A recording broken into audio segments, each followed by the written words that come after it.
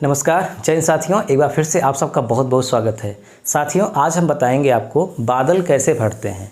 बादल फटने से कितना भयंकर प्रलय आता है, कितना नुकसान होता है। अभी हाल ही में आपने उत्तराखंड में देखा होगा। ये एक प्रश्न हर भारतीय के मन में, दुनिया के हर इंसान के मन में ये होता है कि आखिर बादल कैसे फट जाता है। तो आज मैं आपको विस्तार से बताऊंगा। वीडियो को स्किप मत करिएगा, पूरा देखिएगा। बादल का फटना क्या होता है। दरअसल बादल फटता नहीं है, जब बहुत अधिक बारिश हो जाती है उसी को बादल का फटना बोलते हैं। तो आखिर कितनी अधिक बारिश होती है ये सब हम देखेंगे। प्लस फिर हम बारिश को कैसे नापते हैं कि कितनी बारिश हुई, कम हुई कि ज़्यादा हुई, कितनी ज़्यादा हुई, ये सब कुछ आज हम इस वीडियो में देखेंगे। चलिए शुरुआत करते हैं। देखिए, जब बारिश होती है या होने वाली होती है तो आसमान में बादल छा जाते हैं, बिजली चमकती है और आवाज़ आती है। आपने ध्यान से देखा होगा, पहले बिजली चमकती है, उसके बाद आवाज़ आती है, क्योंकि बिजली जो है वो करंट की चाल से चलती है, यानी 3 लाख किलोमीटर प्रति सेकंड इसकी चाल होती है। तो एक ही समय में बादल का गरजना भी होता है और एक ही समय में बिजली का चमकना भी होता है। लेकिन बिजली की रफ्तार बहुत तेज़ है, इसलिए वो हमको पहले दिखाई देती है। आवाज़ यानी कि ध्वनि की चाल बिजली की अपेक्षा बहुत धीमी है, इसलिए हमें बाद में सुनाई देती है। इसी आवाज़ से हम ये भी जान सकते हैं कि हमारे आसपास बिजली गिरेगी कि नहीं। जैसे बिजली चमकी, उसके 3 सेकंड के अंदर ही अगर हमको आवाज़ भी सुना गई तो इसका मतलब हमारे आसपास ही बिजली गिरेगी। अगर बिजली चमकी लेकिन आवाज़ हमको बहुत देर में सुनाई देती है तो इसका मतलब कि बिजली हमारे आसपास नहीं गिरेगी। ये एकदम प्रैक्टिकल इसको नॉलेज बोला जाता है। जानकारी रखनी चाहिए कि बिजली चमकने के 3 सेकंड बाद ही आवाज़ हमारे पास आनी चाहिए। बादल फटने की परिभाषा क्या है, किसे हम बोलेंगे कि बादल का फटना है। देखिए, मौसम विज्ञान में बादल फटना तब कहा जाता है जब किसी 10 वर्ग किलोमीटर के क्षेत्र में 100 मिलीमीटर या उससे अधिक बारिश 1 घंटे के अंदर हो जाए। यह सामान्य बारिश से कई गुना तेज़ और ख़तरनाक होती है। तो यहाँ पर एक शब्द आया है 10 वर्ग किलोमीटर। 10 वर्ग किलोमीटर का मतलब क्या होता है कि मान लीजिए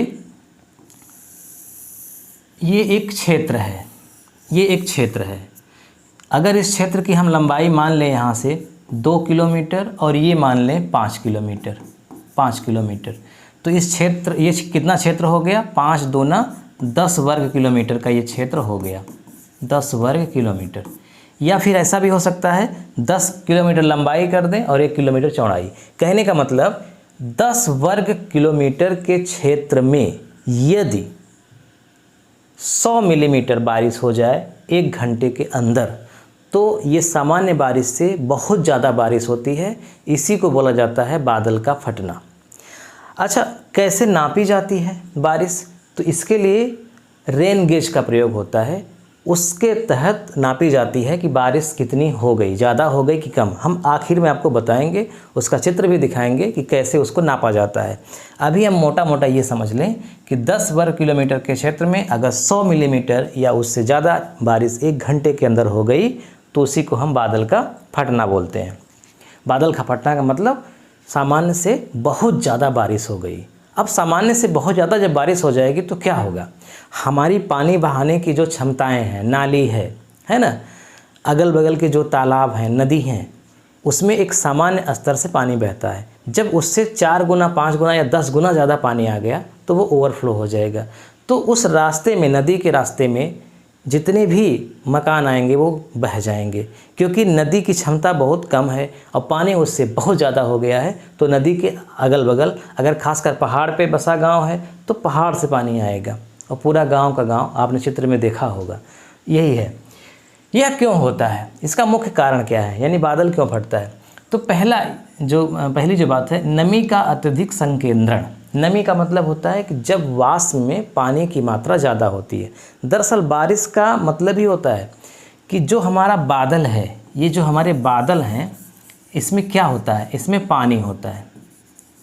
धूल कण में जब जल वाष्प चिपक जाती है और ये चिपक करके इतनी ज़्यादा हो जाती है कि जब मौसम गर्म हो, नमी हो, पानी ज़मीन पर ये बूंदों के रूप में टपकने लगता है। यानी ये बादल क्या होता है, जो यहाँ से पानी उठा वाष्पीकरण के माध्यम से, नदियों से, झीलों से, तालाबों से, हमने जो कपड़ा डाला बाहर उससे सूख करके, है ना। तो ये जो पानी जाता है ऊपर, वो ये बादल के रूप में जमा होने लगता है। फिर वही बाद में जब वो भारी हो जाता है तो वो बूंदों के रूप में टपकने लगता है, और जब बहुत ज़्यादा टपक गया तो कहा जाएगा कि बहुत ज़्यादा बारिश हो गई। तो समुद्र, झील, नदियों या बड़े जल स्रोतों से पानी वाष्पित होकर ऊपर जाता है ना। भू आकृति का प्रभाव भी होता है इसमें, जैसे पहाड़ी इलाकों में चलने वाली नमी भरी हवाएं अचानक ऊंचाई पर चढ़ते हुए ठंडी हो जाती हैं और पानी की बूंदों में बदलकर बादल बनाती हैं। यानी ये घटना ज़्यादातर पहाड़ी एरिया में होती है। क्यूम्यूलोनिम्बस बादल का निर्माण, ये बहुत ऊंचे और घने बादल होते हैं जो भारी बारिश, बिजली और तूफान से जुड़े होते हैं।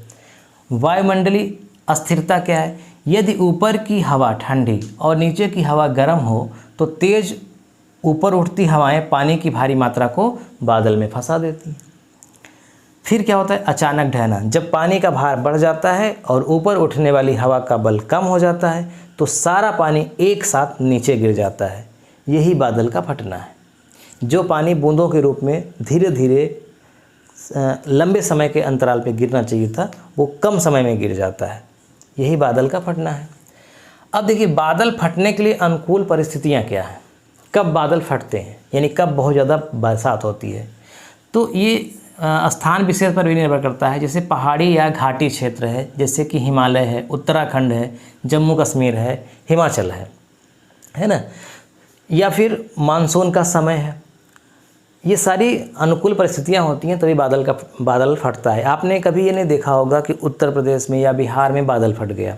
बरसात होती है लेकिन ज़्यादा बरसात नहीं होती है, लंबे समय तक बरसात होती है, इसलिए बाढ़ आ जाती है।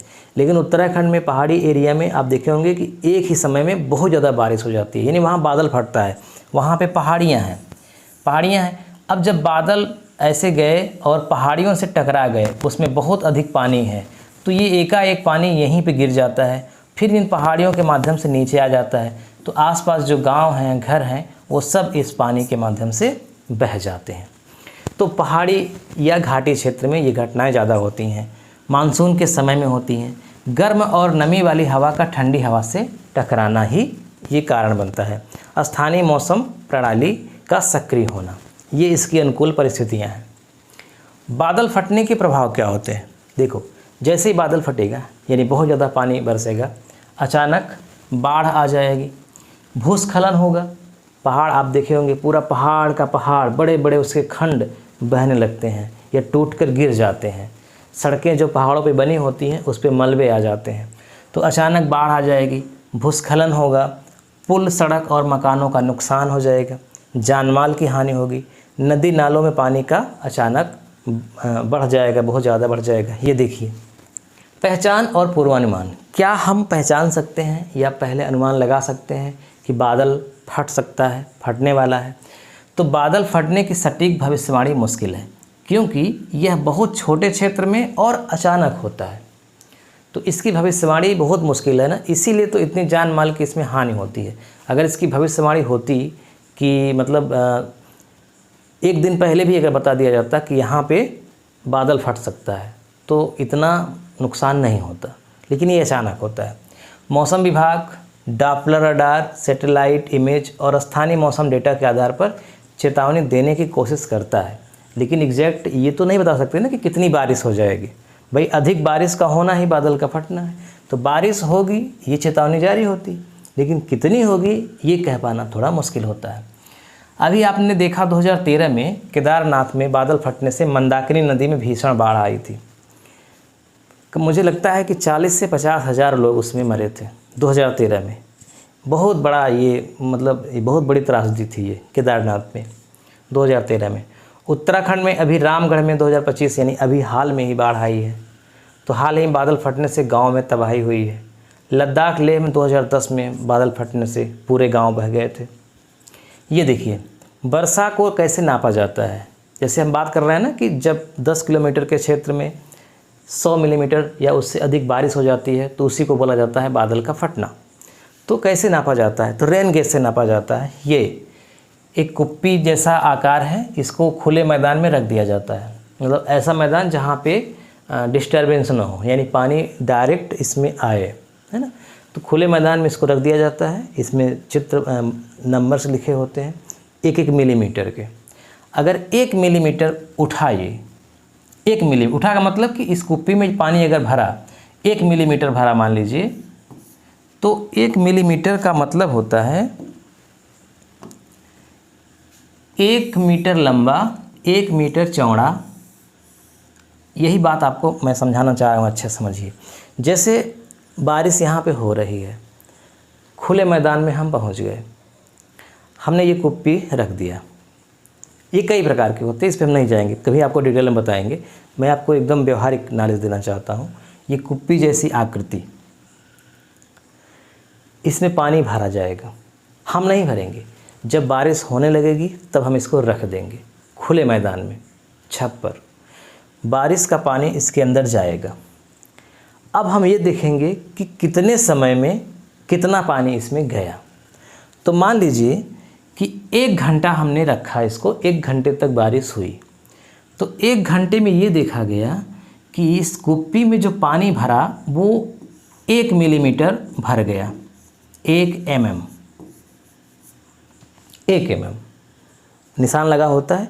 अगर 1 mm तक पानी भर गया तो इसका मतलब ये होता है कि 1 मीटर लंबा 1 मीटर चौड़ा स्थान में 1 घंटे में 1 लीटर पानी गिरा है। तो ऐसे ही मान लीजिए अगर ये 50 mm हो गया, यानी कि 50 mm उठा, 50 mm में से पानी भर गया, तो इसका मतलब ये हुआ कि इसमें 50 लीटर पानी गिरा इतने ही क्षेत्र में। तो एक निश्चित क्षेत्र में जब सामान्य से ज़्यादा पानी गिर जाता है तो वही बादल का फटना बोला जाता है।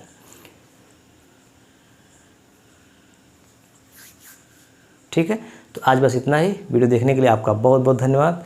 मुझे पूरा भरोसा है कि आपको समझ में आ गया कि बादल का फटना किसे कहते हैं। वीडियो देखने के लिए आपका बहुत बहुत धन्यवाद। मिलते हैं नेक्स्ट वीडियो में। नमस्कार।